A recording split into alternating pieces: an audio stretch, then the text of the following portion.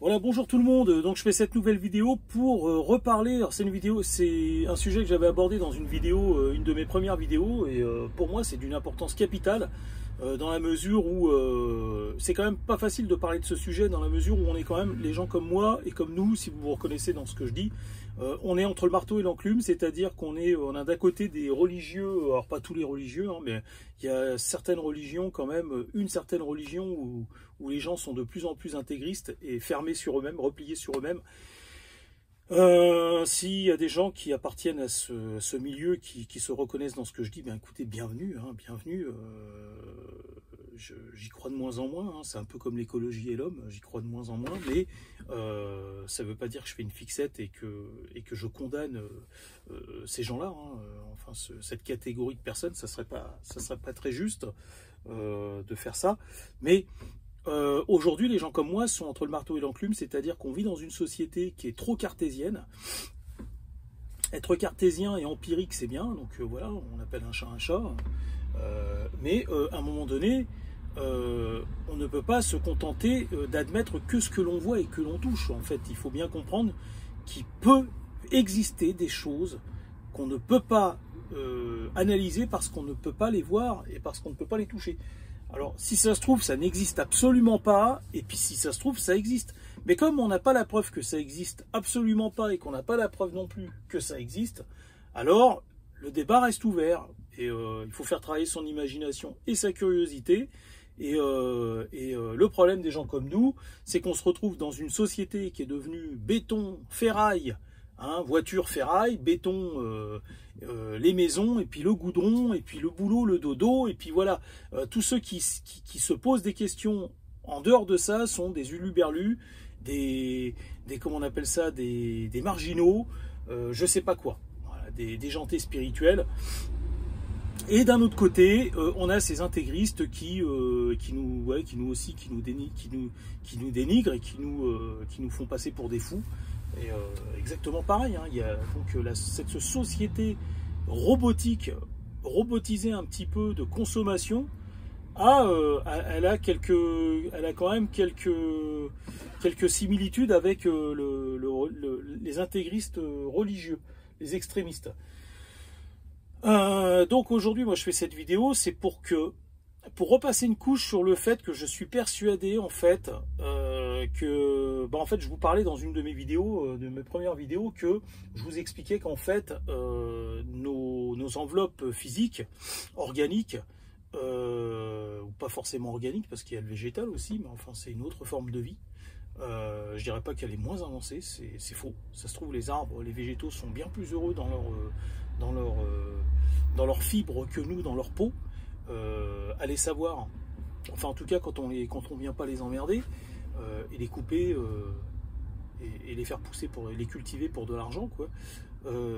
Et donc, ce que je veux dire, c'est que, et ce que j'avais dit dans cette vidéo, c'est que, en fait, je suis persuadé du fait que, en fait, nos enveloppes sont des circuits, en fait, des circuits biologiques. Et la raison qui me pousse à croire ça, c'est qu'en fait, il y a plusieurs choses. C'est que l'énergie, encore une fois, qui anime un petit grillon, un ver, ou nous, c'est exactement la même énergie, en fait. D'accord ? Si vous prenez l'énergie qui anime un ver de terre ou un grillon ou un lapin, c'est exactement la même énergie qui passe dans notre corps. Donc la différence, en fait, ça donne pas le même résultat parce que en fait, le circuit est plus perfectionné chez l'homme. Donc il y a le circuit, on va dire, imaginons comme ça, le cerveau serait le processeur, et puis le reste, on va dire d'autres éléments, hein, pas trop rentrer dans les détails, vous avez compris le principe. Eh bien en fait, nous on est un circuit biologique mieux conçu, enfin en tout cas plus développé, plus élaboré que le circuit d'un ver, d'une grenouille ou d'un grillon. Et ce qui fait, c'est la raison pour laquelle on arrive à échanger comme ça. Mais en fait, cette énergie qui nous anime, qui anime tous les êtres organiques, et je pense aussi végétales, je ne suis pas sûr, mais je pense, cette énergie, elle était là bien avant la naissance de l'homme, vous imaginez, hein, bien avant la vie sur Terre. La Terre, elle a 4 milliards d'années de ce que nous en disent les géologues. Et l'univers en aurait 14 milliards d'années. Et on imagine que en fait, l'endroit qui accueille l'univers est bien plus vieux. Et d'ailleurs, on ne peut même pas parler de temps. Comme j'avais fait une vidéo là-dessus aussi. On voit, nous, le temps, nous, en tant qu'être humain, on voit le temps comme si c'était quelque chose, une valeur inévitable et quelque chose voilà, on ne peut pas se passer du temps. Mais en fait, moi, comment il est possible, en fait, que le temps, en fait, pour autre chose, soit juste, en fait, un immense, soit, en fait, quelque chose d'homogène, qui n'est pas de début et de fin, en fait. Ça, le début et la fin, c'est nous qui le concevons, en fait. On conçoit l'éternité et l'infini, en fait, on met un début et une fin aux choses. C'est humain, en fait. C'est le sentiment qu'on a. Mais si ça se trouve, en fait, il existe un schéma global de l'univers, ou en tout cas ce qu'on appelle l'univers, cet espace dans lequel on se trouve et dans lequel tout se trouve, il n'est peut-être pas question de début et de temps. Il est peut-être question, en fait, c'est autre chose qui nous dépasse. Et dans cet espace, eh bien, il y a cette énergie, en fait, elle n'est pas apparue comme ça par magie, c'était quelque chose qui existait avant. Cette énergie, en fait, elle est capable de réflexion, mais il lui faut un circuit. Enfin, en tout cas, nous, ce qu'on en connaît sur la planète Terre, c'est qu'il lui faut un circuit biologique pour pouvoir démontrer son existence. Enfin, en tout cas, je ne sais pas, parce que, encore une fois, je vous dis des bêtises peut-être, parce que ça se trouve, son existence, elle la démontre peut-être encore mieux dans un autre état, en fait, dans un autre monde. Un monde qui n'a rien à voir avec la forme, peut-être un monde complètement gazeux. Et dans ce monde complètement gazeux, ou je ne sais pas, peut-être que c'est encore une autre matière qu'on ne connaît pas. On sait qu'il y a 3 matières dans lesquelles on connaît. Il y a le gaz, la matière solide, la matière liquide. Et apparemment, de ce qu'on nous en dit, après le Big Bang, en fait, après cette explosion qu'il y a eu, qui a fait dispatcher toute cette matière dans l'univers, pour moi, c'était un frottement, en fait, c'est-à-dire une friction. Pour moi, c'est pas une explosion, c'est venu d'une friction. Enfin, c'est une friction, en fait, qui a créé ensuite une détonation. Pour moi, pour moi. Alors, vous allez me dire quelle preuve j'ai, bon, moi, c'est ce que je pense. Mais, en fait, apparemment, il existait un autre état, quelque chose, c'était tellement chaud que c'était ni liquide, ni gazeux. Donc voilà, il faut bien vous imaginer qu'il y a peut-être d'autres états que le gaz, le liquide et le solide, et donc il est possible qu'une forme de vie s'épanouisse, ou en tout cas existe, pas de la façon dont on conçoit la vie nous ici, mais existe dans un autre état. Et moi j'en suis persuadé, parce qu'en fait l'énergie qui nous anime là, elle existe en fait, même sans nos corps, même si, c'est-à-dire que demain on raye la planète Terre, on la raye de l'univers, et on raye évidemment la présence, l'existence humaine, et même des vies organiques qu'il y a sur Terre, et végétales, on raye tout. Et bien en fait cette énergie, elle sera toujours là en fait. Donc, qu'est-ce qu'on en conclut? Qu'est-ce qu'on en conclut? On en conclut en fait que cette énergie, elle est omniprésente et qu'elle peut manifester en fait son existence, en tout cas nous c'est le sentiment qu'on a, en tout cas sur une planète, grâce à un circuit biologique. Mais il est possible que cette énergie en fait ait d'autres façons de s'exprimer, elle est une autre façon de s'exprimer, et que donc ce qui pourrait expliquer certaines choses. Voilà. Mais bon, après, voilà, je vais me faire traiter d'illuminé. Moi, je cherche, si c'est ça, un illuminé, moi, je suis fier d'en être un dans ces cas-là.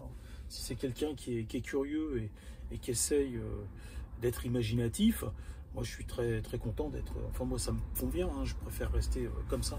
J'ai pas envie d'être différent. Mais, donc, moi, j'en avais déjà discuté avec des juifs de ça, et ils étaient très, très ouverts. Ils étaient très, très... Ils aimaient bien mes propos, ils aimaient bien ma façon de voir les choses, ils me partageaient aussi leur opinion. Je connaissais un mec qui s'appelait Igal, Et il me partageait aussi son opinion. Il me disait aussi, c'est vrai, nous aussi, chez les juifs, enfin avec d'autres juifs, des fois, on s'est posé la question à savoir pourquoi l'eau tombait en gouttes, quoi. Elle pourrait tomber comme ça en flaque. Elle pourrait s'évaporer ou je sais pas, mais elle tombe en gouttes d'eau, quoi. Il me disait, c'est quand même incroyable, le monde comme il est bien fait, trop bien fait même. Et alors, oui, alors c'est vrai que quand on va à la facilité, on serait tenté. Alors, ces gens-là n'allaient pas à la facilité. Hein. C'est pas ce que je suis en train de dire. Ils n'allaient pas à la facilité, ils étaient comme moi, ils essayaient de comprendre.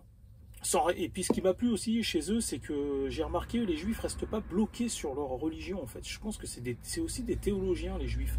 C'est-à-dire, bon, peut-être pas tous les juifs, mais en tout cas, tous les juifs que j'ai connus essayent de comprendre, malgré... ils comprennent bien qu'il y a leur religion, il y a un code dans leur religion, en fait, il y a un code, il y a un suivi, quoi. J'ai pas envie de dire que leur religion leur dicte quelque chose, parce que si c'était le cas, ils ne se poseraient pas toutes ces questions en dehors de leur religion.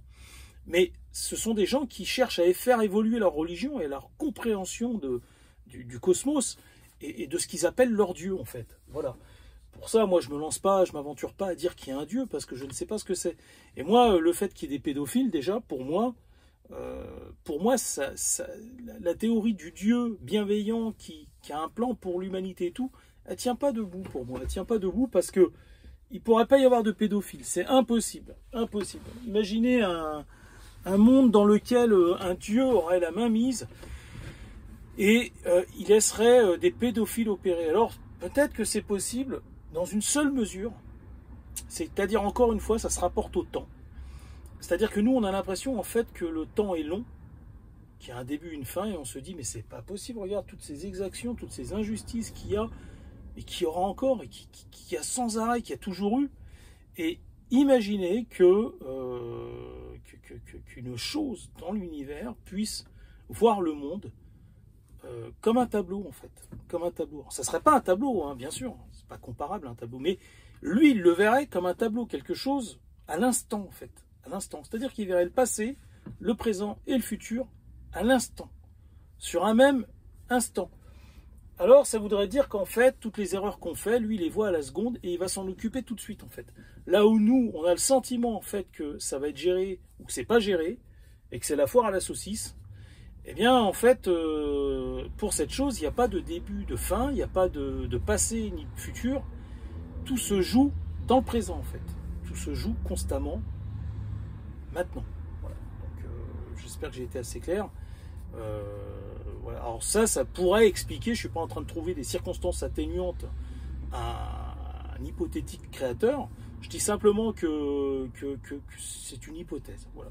Ça pourrait expliquer que s'il y avait éventuellement et effectivement une entité créatrice de toute chose qui nous donnerait le sentiment qu'elle laisse faire des injustices et des choses dégueulasses, ça pourrait expliquer ça. Bon, maintenant, on n'a aucune preuve que c'est le cas. Hein. Donc, en attendant, on vit dans un monde qui est quand même, à notre échelle à nous, êtres humains, sacrément dégueulasse et injuste. Voilà. Donc moi, ça fait partie du projet Veine du désert.